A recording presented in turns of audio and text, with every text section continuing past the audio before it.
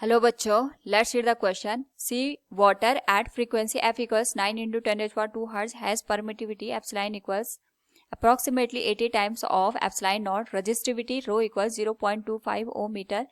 Imagine a parallel plate capacitor immersed in sea water and driven by an alternating voltage source Vt equals V naught sin 2 pi mu into t. Then the conduction current density becomes 10 raised to power x times the displacement current density after time t equals 1 by 800 second. The value of x is given 1 upon 4 pi epsilon naught equals 9 into 10 raised to power 9 Newton meter square per Coulomb square. Now to answer this question, first we will discuss here the key concept, and here the key concept will be given as current density. तो यहाँ पे अगर हम current density की बात करते हैं, generally जो करंट डेंसिटी होती है it is given as current per unit area. जहाँ पे हम यहाँ अगर करंट डेंसिटी को रिप्रेजेंट करें तो दो तरीके से हमारे पास यहाँ पे करंट डेंसिटी को रिप्रेजेंट कर सकते हैं. एक तो होता है डिस्प्लेसमेंट करंट डेंसिटी और दूसरा होता है हमारे पास यहाँ पे कंडक्शन करंट डेंसिटी. तो जो डिस्प्लेसमेंट करंट डेंसिटी होती है इसको हम यहाँ पे रिप्रेजेंट कर सकते हैं. वी नो दैट जो डिस्प्लेसमेंट करंट होती है इलेक्ट्रिक फील्ड के वजह से जो फ्लक्स हमारे पास यहाँ पे चेंज होता है उसकी वजह से जनरेट होती है, जिसको हम epsilon not into D phi divided by A into D T से रिप्रेजेंट कर सकते हैं. एंड वी नो दैट जो फ्लक्स होता है it is given as E into A, जहाँ पे हम यहाँ थीटा को 0 मान के चल सकते हैं तो cos 0 की वैल्यू 1 हो जाएगी. तो इस पर्टिकुलर केस में अगर हम इलेक्ट्रिक फील्ड की बात करेंगे इसको हम पोटेंशियल डिफरेंस के टर्म में v डिवाइडेड बाई डी से भी रिप्रेजेंट कर सकते हैं. तो जो ओवरऑल हमारे पास फॉर्मूला है वो मॉडिफाई होके कुछ इस तरीके से बन जाएगा. It will become epsilon nought D V divided by A से कैंसिल हो जाएगा यहाँ पे d into D T. D यहाँ पे हमारे पास जो डिस्टेंस होती है प्लेट के बीच की वो रिप्रेजेंट कर रहा है and D T is a change in time, dv is a change in potential, epsilon is the permittivity of the given space. इसी तरीके से अगर हम बात करें यहाँ पे जो हमारे पास कंडक्शन करंट डेंसिटी होती है it is given as E divided by rho, जिसको हम सिग्मा इंटू ई से भी रिप्रेजेंट कर सकते हैं. रेजिस्टिविटी को इंडिकेट कर रहा है.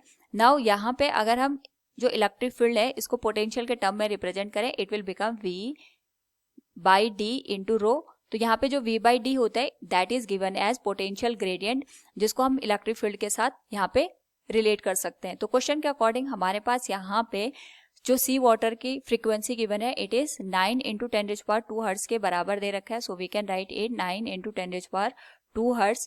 जो परमिटिविटी गिवन है मीडियम की या फिर जो वाटर है it is 80 times of the permittivity of free space. और जो रजिस्टिविटी गिवन है it is 0.25 ohm metre. Now question के अकॉर्डिंग हमारे पास जो पोटेंशियल है ये टाइम के साथ वेरी कर रहा है. It is given as V naught sine 2 pi mu into T के. नाउ हमें यहाँ पे डिस्प्लेसमेंट करंट डेंसिटी की वैल्यू फाइंड आउट करनी है at T equals 1 upon 800 second. इस पर्टिकुलर केस में हमारे पास यहाँ पे जो कंडक्शन करंट है that is becoming 10 raise power x times of the displacement current, यानी जो यहाँ पे जेसी की वैल्यू है it becoming 10 raise power x times of the displacement current.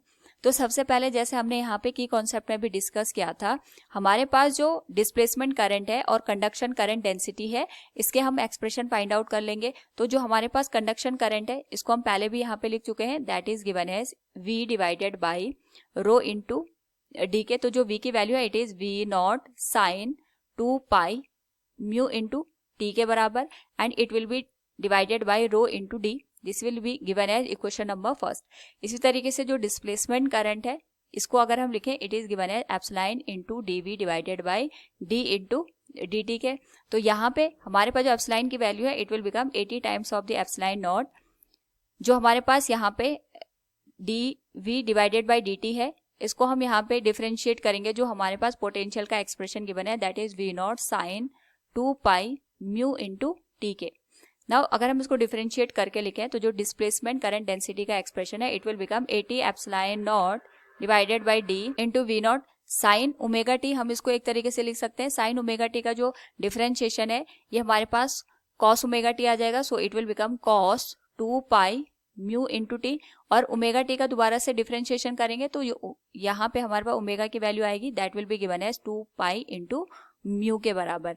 Now जो हमारे पास यहाँ पे वैल्यू होगी इसको हम इस तरीके से रिप्रेजेंट कर सकते हैं डिस्प्लेसमेंट करंट डेंसिटी को that is 80 epsilon nought v nought divided by d into 2 pi into mu cos 2 pi mu into T के. This will be given as equation number 2.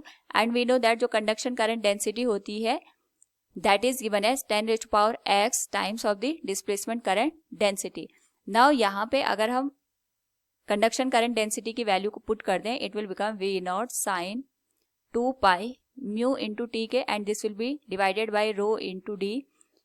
इसी तरीके से ये आ जाएगा हमारे पास यहाँ पे 80 times of epsilon nought v nought divided by d into 2 pi mu cos 2 pi mu into T के. तो यहाँ से हमारे पास जो 10 रेज़ पावर x की वैल्यू है, अगर हम इसको देखें तो v नॉट से v नॉट कैंसिल हो जाएगा. It will become sign 2 pi mu into T divided by rho into 80 into epsilon not 2 pi into mu and this will be given as cos 2 pi mu into T के. We know that sine omega t divided by cos omega t, ये हमारे पास जो value होगी ये 10 के बराबर होगी. तो ये वैल्यू हमारे पास हो जाएगी 10 2 पाई म्यू इंटू टी के and this whole value will be divided by rho into 80 into epsilon not into 2 pi into mu के. नाउ यहाँ पे अगर हम वैल्यू को एडजस्ट करें तो हमारे पास यहाँ पे जो वैल्यू बनेगी that will be given as 10 2 pi into mu की जो वैल्यू है यानी फ्रीक्वेंसी 9 इंटू 10 रेज़ पावर 2, जो टाइम है ये हमारे पास 1/800 सेकेंड दे रखा है एंड जो रजिस्टिविटी है इट इज 0.25. नाउ यहाँ पे अगर हम इस होल एक्सप्रेशन को ऑब्जर्व करें और इसमें से फ्रीक्वेंसी को हटा दें तो फ्रीक्वेंसी आ जाएगा 9 इंटू 10 रेज़ पावर 2 के बराबर. दिस विल बिकम, इसको हमने 40 लिख लिया और यहाँ से 40 इंटू 2 दैट विल बिकम 80 और 2 इंटू 2 पाई ये हमारे पास 4 पाई एप्सिलॉन नॉट बन जाएगा. क्योंकि हमें नाउ अगर हम यहाँ पे होल वैल्यू को सॉल्व करें तो वी नो दैट हमारे पास यहाँ पे 1/4 पाई एप्सिलॉन नॉट की जो वैल्यू है ये बन जाएगी 9 इंटू 10 रेज़ पावर 9 के बराबर. अगर हम 10 में इस वैल्यू को सॉल्व करें तो 10 रेज़ पावर 2 से 2 0 कैंसिल हो जाएंगे. इट विल बिकम 2 4 जा 8. तो हमारे पास जो होल वैल्यू बनेगी that will be given as 9 pi divided by 4 के एंड वी नो दैट हमारे पास जो पाई बाई 4 की वैल्यू होती है 10 में वो 1 के बराबर होती है. तो जो 9 पाई बाई 4 है ये तो 1 के बराबर आ जाएगा and it will become 0.25 into 40 10 के बराबर. तो ये आ जाएगा 9 इंटू 10 रेज़ पावर 3 हम इसको लिख सकते हैं. तो 9 से 9 कैंसिल हो जाएगा. This will become 10 raise power x equals 10 raise power 6 के. यानी अगर कंपैरिजन करें पावर का तो जो x की वैल्यू होगी वो 6 के बराबर होगी. So from the given question we can say here the value of x is 6. Hope all you understood it. Thank you and best of luck.